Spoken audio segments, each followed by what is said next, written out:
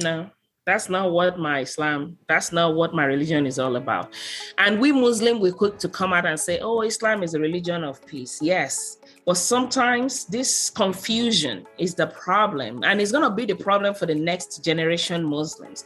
I'm talking about the Gen Z, and they're going to have problem with religion, period, because it's already confusing. We're not even making it easier on them because this confusion right here. Some of us believe that, oh, no, it's wrong.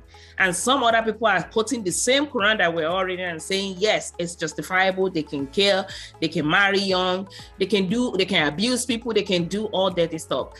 And the real question is, that means our religion is actually in our heart, to be honest, because if we have to really go by, because that's confusing. Or if I'm trying to explain this to my 13-year-old now, it will be asking me just exactly the same question you are asking me right now and say, but mommy, we're Muslims too, but they said is accurate. And they're trying to quote a verse in the Quran to justify it. Then you telling me, no, that's not. So where do I go? Where do I fit in? Because I don't like violence.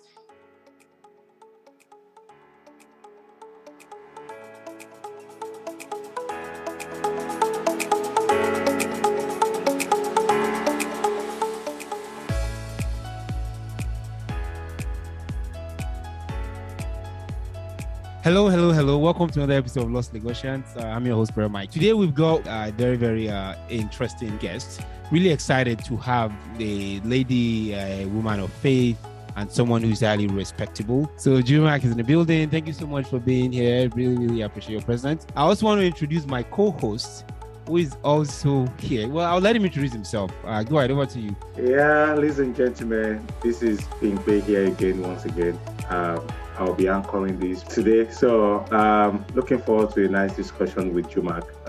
I hope you guys enjoy this. Cool, thank you so much. So so Jumak, go ahead and tell us a bit about yourself, your background, introduction, and then we'll kick this off. Hey, good afternoon, good evening, good morning. Depending on the time you're watching this, I'm glad to be on this podcast this evening over here in Maryland. Background is in business. I have a lot of certification, I'm a relationship coach, but I'm also very passionate. I'm very religious. I'm not extremist, moderate. I call myself moderate. Some people call me progressive. Oh, okay. I like that. I don't know where I belong, but I'm pretty moderate. Let's just leave it that way. She's a practicing Muslim, and I'm very devoted, very, very devoted. Doesn't joke with her faith. She has been to Mecca. She's an Elijah. Yeah. Absolutely. We can have that and on many occasions. And she read Quran as well. So she's somebody who is well-informed, all-rounded person. I know her personally. So yeah, thanks for giving that that little input there, huh? You had to say something. You just can't let it go. I mean, it has to chip in there a little bit. I know. So really excited to have you both on here, both Bingwe and Jumak. So I guess we'll start with Jumak. Basically, I mean, we wanted to talk about the issue that happened just May 12th. So at the time of this recording, that was a week ago, where we had a girl in college. She got lynched, and obviously you've seen the headlines. I kind of wanted to get your take on that. What do you think about that as someone of faith and someone who knows what really the Holy Quran says? Disappointed, hurt. It's just a very sad situation that we're still talking about things like this in Africa, Nigeria to be precise. We're still doing jungle justice. We're still fighting over religion. And it's just an unfortunate situation. My heart goes out to the family of Deborah. It hurts so bad. It's all over my social media. I'm just against it. Straight up, period. You cannot fight for God. You cannot fight for Prophet Muhammad. You cannot fight for any of the prophets. As a matter of fact, Jesus Christ, Moses, Isaac, all of them. You can't fight for them. It is nobody's call to define it under any circumstance to say, they are justified. It's just so worrisome that we're still in this state of mind in Nigeria. In the northern part of Nigeria, I know we have some issue down too, but at least in the northern part of Nigeria, given, what is going on right now. And given the fact that a lot of the northerners, they're not really saying anything to condemn this act or to even stand up against those people. I read online somewhere they have about 15 volunteer lawyers in courts to defend those people. That's enough. That's problematic already. I saw that. Yeah, I saw that. Very, very, very problematic. The girl don't deserve to die. I read different meaning to what she said, but even if she said what she said, if she actually caused Prophet Muhammad and say, Prophet Muhammad is X, Y, and Z, kiss, rock, whatever the situation may be, right? Who are they to make those decisions of the justice or, what to do to her? They did the worst to Prophet Muhammad in the city of Medina, and they literally kicked him out of Medina, So I'm not sure why people are, making judgment. We have traditionalists before we have all this religion. People worship stone, all kind of stuff. And that's what they are worshiping in Mecca and Medina back then, okay? And when he was trying to preach, Islam to them, not everybody was willing to start with. And they call him all sort of names, and not just him alone, all the prophet. And they did not do all these things that we're talking about. So where did we get this from? What people are doing is they're picking an interpretation in the Quran or in the Bible. Anytime they interpret the Quran, sometimes there are some verses that they will be speaking in parables, right? They'll be talking in third party. They'll be using some things that, you really have to pay attention to really understand where they are driving to with their point. Or you have to read the entire, 5 verses before it, five verses after it. You can't just pick the middle one and just draw your conclusion and say, that's what is going on. No, because of just one verse. Whereas there's a couple of other verses that is explicitly discuss how they arrive at that point. I disagree 100% with the death of Deborah, with whatever the situation they want to attach it to, calling it the fighting for prophet. I was saying it on one call with somebody. I said, we did worse behind closed door. All these, they do the worst thing, They fornicate, they do adultery, they do all kind of stuff, drink alcohol, very mean to people. If you look at the percentage of Muslims, religion is problematic. Just say it that way. Religion is very problematic. Yeah, no, thank you. I wanted to jump in real quick and say something, which you said there was about 15 lawyers willing to defend the guys who killed Deborah Yakubu. The question I want to ask you, I want to preface that. I want to say something before I ask my question. His name is Senator Ahmed Sani Yarima. He is a ex-governor rather, of Zamfara State, who was known to have married a minor way back when he was in office. I think it was in 2009 or 2010 or something like that. So recently he's running for presidency, and he threw his hat in the presidential race of 2023. So they were interviewing him and they're like, hey, what's going on? You in 2009, 2010, you married someone who's 13 years old. And what he kept saying, I watched a video of him on social media 2 days ago or so. And what he kept saying was, well, it's a law. The law allows me to do that. Because the law allows me to do that, there's nobody that can stop me. So the question I have... Which law? Exactly. That's what I'm going to. So in Nigeria, there are 4 laws. There's the common law, there's the customary law, there's the English law, and then there's the Sharia law. Not all the states have ratified all the laws. So, for example, talk about marriage of minors, for example. What's this governor, ex-governor Yarima was saying was that, there's a law that was adopted that basically says marriage in this case is supposed to be years 18 to 21. Some states have 19, some 20, some 21. So based on the state, but about 17 states in the federation did not sign to that. It was a law that was passed in the House of Assembly, but basically not all the states adopted that. So back to your comment, about 15 lawyers. And so the question basically is, what is the law of Sokoto, where the Shehu Shagari College is? What is the law there? And what does that law allows them to do? The colonial law basically was kind of developed from the common law. You have the customary law. That one is just indigenous forms and practices. Basically, if you look at the pre-colonial Yoruba days, the Ekpe society, the Igbos, the BBO, those kind of people, they do the customary law, which is like the laws of the tribe. Then obviously you have Sharia law, which is used in northern Nigeria. So if in northern Nigeria, Sharia law is allowed, and there are actually Sharia courts. I've been to Sharia court in Abuja, so I know there are courts that are basically Sharia courts.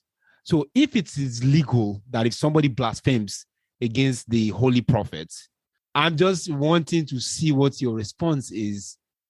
If that's a problem, because the law is the law, really. It doesn't matter what we think. My question is not necessarily that I'm justifying it, but if the law allows it, why shouldn't 15 lawyers come out and defend that and win that case? That's my question. I'm so confused with all the laws in Nigeria. And I'm just keeping it real. Yeah. So the Sharia law is only practicing, is it just in the north, or is already in Lagos? It's everywhere northern now. Nigeria. Northern Nigeria. Okay, so don't you think there's an issue with crossover with, the English law, or just, to cross over Sharia law? How do they interpret all that? Because which court is the highest court in Nigeria? The Supreme Court is. Okay, so if Supreme Court is, and Supreme Court don't buy into Sharia law and all that law, they're not attached to it, correct? They will not take a case from Sharia court to a Supreme Court, correct? Everything Sharia is guided by the Quran, they claim, right? And yes. Yeah, I agree with you, but let's look at the US, for example, even though I'm not a lawyer. So I know in the US, when the Supreme Court takes a case, there has to be something called precedent. Precedent means that has this case been taken before? If that case has not been taken before, the Supreme Court can decide on taking it, because the law is just interpretation of other laws. If there's a precedent that has been set, they will just say, see, that law is close enough to it. In the US now, they just vote on Roe v. Wade, a whole different story. But these are precedents and things that got set. My question, or my answer to you is that every state has their own governing body. So the state of Sokoto can say, Sharia law is our law, it's all we care about. Now, if somebody in Sokoto goes and commits an offense or commits a crime, as the brother Yakubu did, that case can be escalated to the Supreme Court of Nigeria only if there were some people that were not satisfied. Because Nigeria is a country of laws. Only if there are people that are not satisfied with the judgment and if the president has not been set. So again, I'm not a lawyer, no legal advice is given, but in the US, that's how I think there's a twist to that. And in America, there are some cases that the Supreme Court cannot take, that can only be taken by state Supreme Court. Yes. For example, death penalty is decided by every state. You will commit a crime in New York, the same crime will be committed in Texas, and it will be death penalty. Why in New York? New York has abolished death penalty totally. But I want to digress a little bit, and just to the point we're talking about. Child marriage is not only in Nigeria. Almost all Islamic countries are practicing it. As at age of puberty, when you started your menstruation is definition in most Islamic countries. And that brings me back to what is happening in Nigeria per se, in such a way that the Islamic leader of Nigeria is Sultan of Sokoto. Yes. He is the one that determines when the Ramadan should start in Nigeria and when it should end. I mean, he is the one that we saw the moon. Yeah, right. That's not accurate. That's not factually correct based on the religion. Okay. But that's what they practice in the north. That's part of the problem. I'm just trying to say. Okay. As far as Ramadan, they have to decide it by the moon sighting. And, that's not decided by one person. It's about sighting of the moon. Somebody cannot just say, if they sight the moon in some part and they did not in another part, then they should wait. That's what the Quran says. So so don't let us digress. But that's part of the issue. My question is part of the issue is that somebody in the north is taking power against what the Holy Quran says. Absolutely. So my question really is that most of the people that have criticized this act aggressively are from the south southern part of Nigeria. Right. And most of the Islamic nations, and I want to put northern part of Nigeria as part of that. And because they refer to them more than those people from the Southwest, from the west or from the south of Nigeria generally. Yeah. Is that not a problematic that somebody that is giving? I know everybody will tell me that Quran did not say that or something. The area that is being recognized as this is religion supremacy of Nigeria are supporting this act, while the liberal-minded from the southwest, because you rarely see a family in the south of Nigeria that doesn't have three religions, Islamic, Christianity, and as well as tribal traditional worship. Yeah. How do we move from here? Because most of the people that are in custodians of the religion are from the north, and they are the one that are saying, yeah, this is justified or something. How do we want to reconcile that thought one way or the other? Elijah? It's very problematic. And this is not just in Nigeria. I'm telling you, this is not just in Nigeria. This is everywhere. Mm-hmm. A Muslim Arab in the US, if you salam to anybody, it means peace. And the person should return it back, regardless of where you are, where you're from. Or what you look like. Exactly. Mm-hmm. But those Muslim Arab, if you bump into them and you say salam alaikum, they'll look at you and keep moving. Because I'm not Muslim enough. But guess what? If I have my big hijab on, I have, I'm all covered up, half of my face is not showing. And if I say salam alaikum, they probably hug me and kiss me on both of my cheeks. Because now I'm Muslim enough. And this is here in the United States. These have happened several times to me. When I see them, I don't even salam to them because I know they're not going to agree. I'm not Muslim enough for them. Mm-hmm. I think the same thing is what is going on in Nigeria.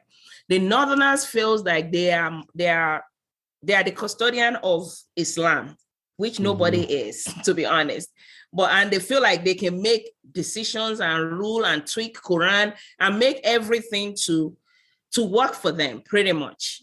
And that's what is going on right now. Even with the Sharia law and all these, somebody probably sit down and write those laws and make sure it accommodates their needs. Mm-hmm. Yeah. We verify those things. How do we even arrive at that in Nigeria? So what you're saying is that the Northerners feel like they're the custodian. Is that because they have more money? Is that true? They really have more money? Or is it because they design Nigeria for everything to be on their side of town? So they feel in control. They feel power. They feel like, we rule. We're born to rule. Is that not what they're saying in Lagos a few days ago? Born to rule. Yeah. This is their Lagos. They're not going anywhere. So I say all this to say is the way they structure Nigeria. The Northerners are very smart.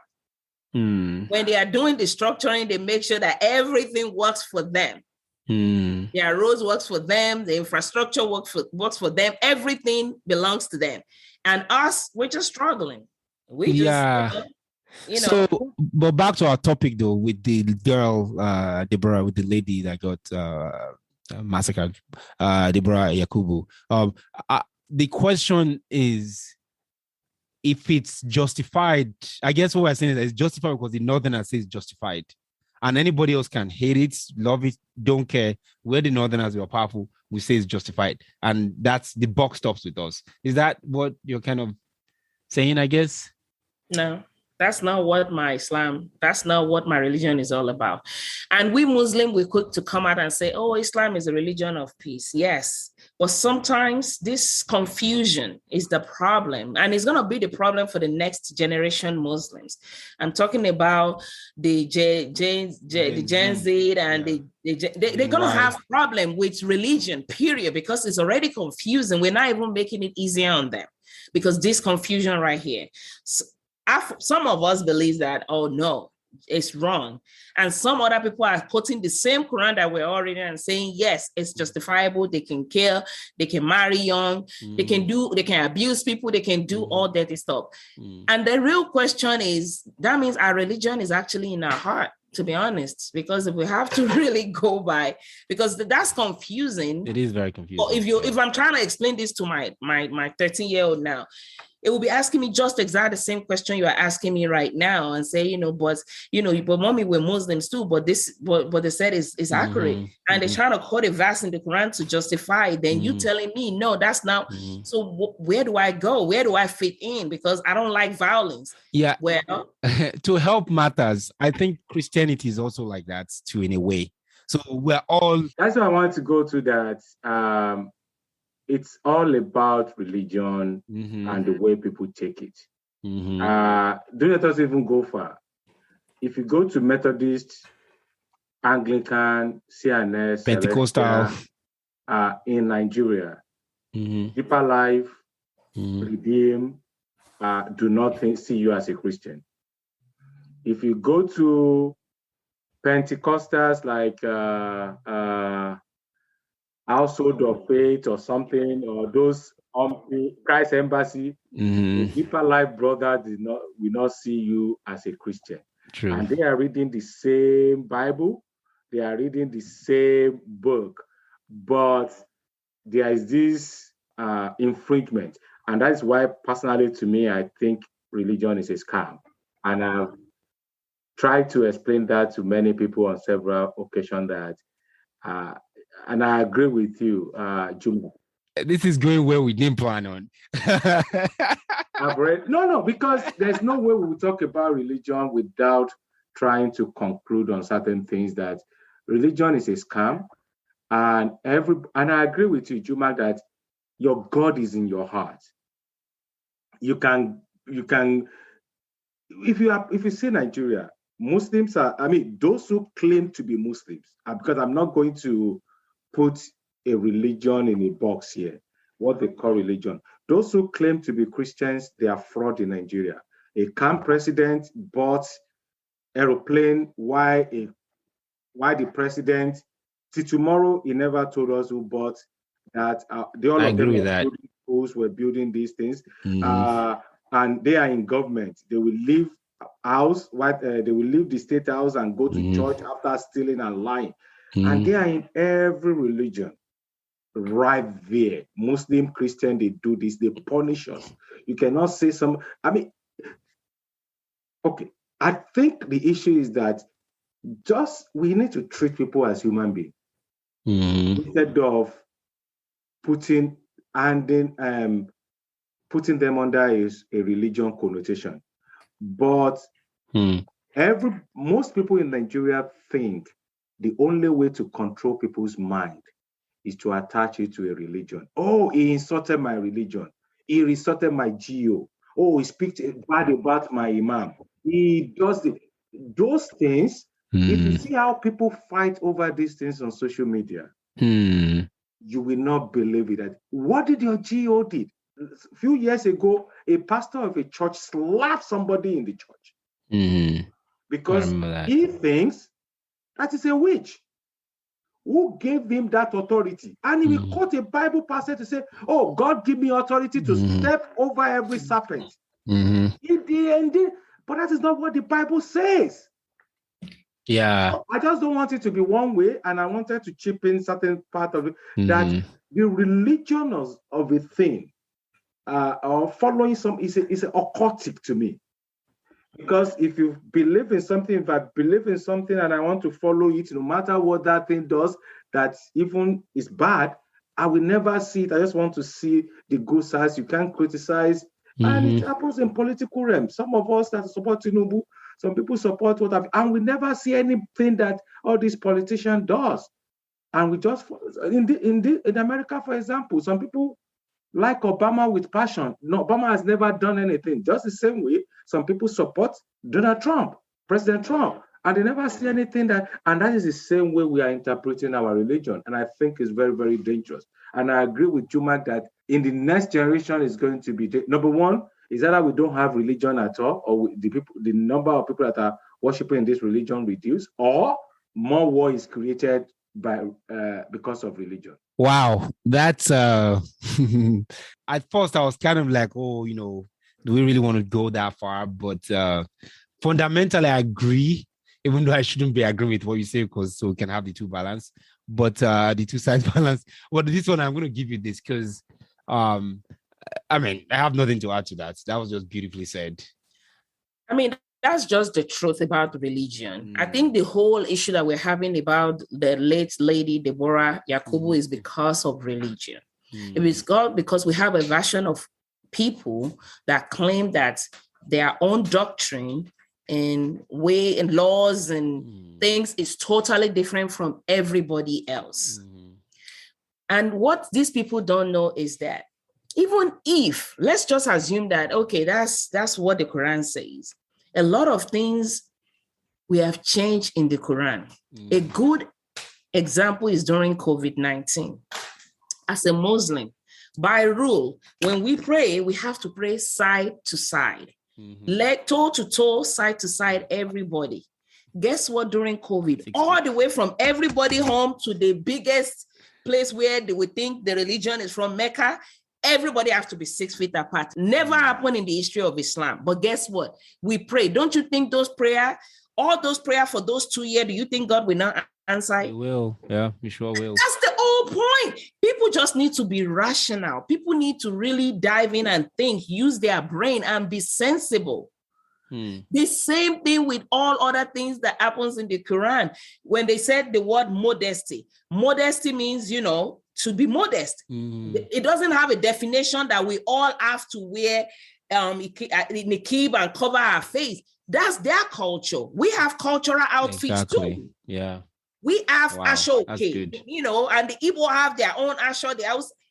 We don't have to do what they do just because that's their culture. And guess what? They're fading all that out. The new king is telling them the women can go to school. They can drive. They got to open a big club. They got to turn it up in Mecca and then make everything like level it up, because this generation right here, they don't want to hear all this old stuff. And that don't change the religion. That don't change the fact that Mecca will still be Mecca. So that's just the whole point. Wow, that's really, really good. I'm glad you said that. Can we say that culture and religion determine what society looks like, or what they claim to be, or environment or community? Because if you look at it, for example, in the case of Deborah now, I'm looking at it in such a way that majority of the Northerners are Muslim. And they have taken that to be a cultural phenomenon for them. That anybody that doesn't, because I remember when Sharia was passed in 1999, they said that whoever is not from the north or is not a Muslim cannot be punished under the law. Yeah. That was one of the. You're exempt. If you are a Christian, because if you are a Northerners or you are a Muslim, yes, you can. But they just punished Deborah. They just burn her up. Yep. Using the same Sharia law into their hands. It was unofficial though. It wasn't officially. Well, I think what big they're still going to put it on that religion. It's unofficial without them saying it out, but they're going by the book. They're going by the holy book. They claim the book that they developed their Sharia about. Yeah. It's confusing. Religion, I agree. I cannot agree more with both of you that religion is a scam, whether we want to believe it or not. I didn't say religion is a scam. He said religion is a scam. Well, okay, we mean that religion is a scam. However, it's in our heart. Everybody have to say, I follow the holy book, whether the Bible. As a Muslim, I follow all the 3 books, okay? The Bible, the Quran, and, the Jewish book. So I follow I believe in them. Even though I use one every day in terms of my praying and all of that stuff. Yeah. But if you talk to those Northerners, they probably will start saying otherwise and start, because everybody will come up with their own thing to suit them. But that's not what the religion is all about. But at the end of the day, you can pray from morning till night. Your whole head can turn black and you still find yourself in hellfire. That's why it can be a scam, right? If you turn to that side. And in Nigeria, a lot of people, they just falling victim upon victim because they just follow people dogmatically without even thinking, using their own initiative, using their brain. Sit down and read this Quran yourself. Don't listen to people. It's an open book. Everybody can read it. You can read it yourself. You don't have, and also people need to remember, this Quran is translated from translation to transliteration. Yeah, right. Some words it's by get dropped. somebody else. Yeah. We are losing some stuff out of it when you do all of that. In the process. The same thing with the Bible. The same. So, and then we can even tweak it. If we can tweak that, we don't have to side to side when we pray. If we can tweak to say no Hajj this year, nobody is doing Hajj, no Hajj, and it's 5 pillars of Islam, and we're not doing it because it's COVID. We're shutting it down. Yeah, right. Then that means we can tweak anything by using our initiative to do what is right. And I think about being human first. And people that killed Deborah, they were not thinking about her as a human being. They are seeing her as opposition. They are seeing her as whatever they want to call her to be, just because she's not worshiping the same God with them, forgetting that you can worship that God that you call Allah, that Muslim that you call yourself, and you still hang yourself in the gate of hellfire, doing exactly all the stuff you're doing.